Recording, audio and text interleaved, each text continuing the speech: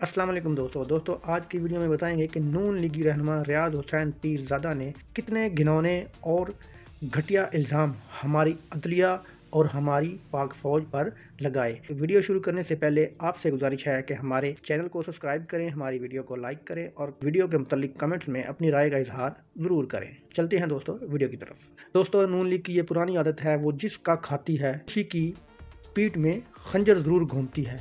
यही वजह है कि अब ये देखें कि हमारी पाक फ़ौज को ये लोग लैंड माफिया साबित करने की कोशिश कर रहे हैं और ये साबित करने की कोशिश कर रहे हैं कि मुल्क में नाउज़ुबिल्लाह अस्तगफिरुल्लाह जो कुछ भी हो रहा है वो कौमी सलामती के इदारे उसके जिम्मेदार हैं। इदारों को भी डिफेंड करना है, लेकिन जनाब स्पीकर ज़मीर पे बोझ रख के पाकिस्तान के इदारे मैं खुल के कहूंगा, ना अदलिया अब हमारा तहफ़्फ़ुज़ कर सकी है, ना हमारी अफवाज तहफ़्फ़ुज़ कर सकी है। जो गैर मुल्की मदाखलत के लिए हम इस्तेमाल हुए, जो हमारे इदारे इस्तेमाल हुए और जिस तरह पार्लियामेंट में लोगों को चुन के और यहाँ पे सिलेक्टेड आ गए और जिस तरह एक्सटेंशनों के चक्कर में इस मुल्क के साथ खिलवाड़ होता है, ना अदलिया इसको संभाला दे सकी है।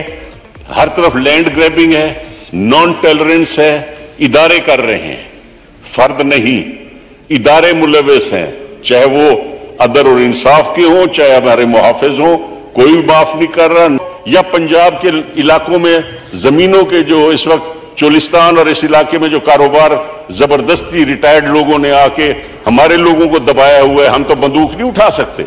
और यही कुछ अब तरीका बन गया कि जो लोग पार्लियामेंट में आके कोई बात कर सकते हैं उनके साथ ही उनको इतनी उनकी तजलील और उनकी तौहीन करो। तो कौन जिम्मेदार है पाकिस्तान की सारी खराबियों का? अदलिया, घरों की हिफाजत करने वाले। और दोस्तों, अगर शहबाज गिल को सज़ा मिल सकती है, आज़म सवाती को सज़ा मिल सकती है, अगर जमील फ़ारूकी को सज़ा मिल सकती है, क्या रियाज हुसैन पीरज़ादा ने जो मुल्क के इदारों और मुल्क के सबसे बड़े इदारे हमारी पाक फ़ौज के ख़िलाफ़ इसने जो ज़ुबान इस्तेमाल की है, क्या इसको सज़ा मिल सकती है या इसको कोई सज़ा देगा? दोस्तों, बड़ा सवाल ये है।